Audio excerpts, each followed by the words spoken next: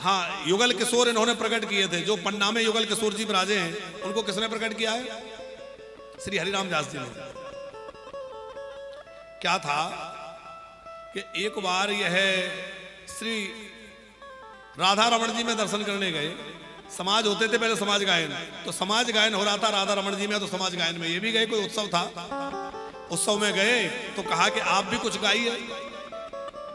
तो वहां इन्होंने श्री राधा रमण जी के लिए एक पद गाया, और राधा रमण जी के लिए जो पद गाया तो उसमें कहाँ है राधा रमण जी, पहले दिखाओ। तो पहले राधा रमण जी, आप सबको पता होगा कि सालिग्राम जी के रूप में थे, बाद में रूप धारण किया है।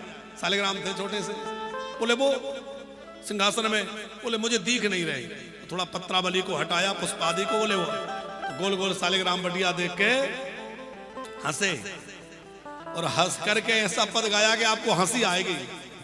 बोले जैसे कड़ी में डाला भाटा, विनोद में कह दिया। तो अब श्री गोपाल भट्ट जी जो हैं, उनको पहले ही तो थोड़ी मन में व्याकुलता रहती थी कि हमारे ठाकुर जी को हाथ पैर होते, बढ़िया हम सेवा करते, इनको पोशाक धारण कराते, ये कराते। अब इन्होंने और समाज में ऐसा गा दिया तो उनकी व्याकुलता और बढ़ गई। फिर कोई वैष्णव आया और वो श्रृंगार धारण की कथा आपने सुनी होगी। तो ठाकुर जी जो सालिग्राम भगवान थे, वो उनके प्रेम के कारण जो है बढ़िया सुंदर भुजा धारण करके सुंदर आकृति राधा रमण प्रकट हो गए। बोले राधा रमण लाल की। और राधा रमण जी प्रकट हो गए। फिर कहा अब करो दर्शन, तुम बहुत गा रहे थे कि जैसे कड़ी में भाटा, अब करो दर्शन राधा रमण जी की छवि को देख करके। अच्छा, उसी समय इधर श्री हरिदास जी ने, स्वामी श्री हरिदास जी ने बांके बिहारी जी को प्रकट किया था।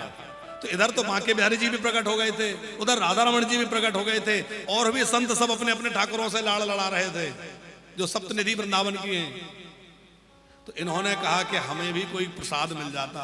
ये व्याकुल हो गए, और विकलता से इन्होंने जो है खूब श्री जी को पुकारा। तो किशोर वन में जाकर के इनको युगल किशोर जी मिले हैं। श्री राधा जी ने इनको स्वप्न दिया कि आप किशोर वन में चले जाओ और वहां मिलेंगे। तो किशोर वन में जब ये गए, वहां व्याकुलता से नाम राधा नाम गाया, श्री राधा श्री राधा श्री राधा।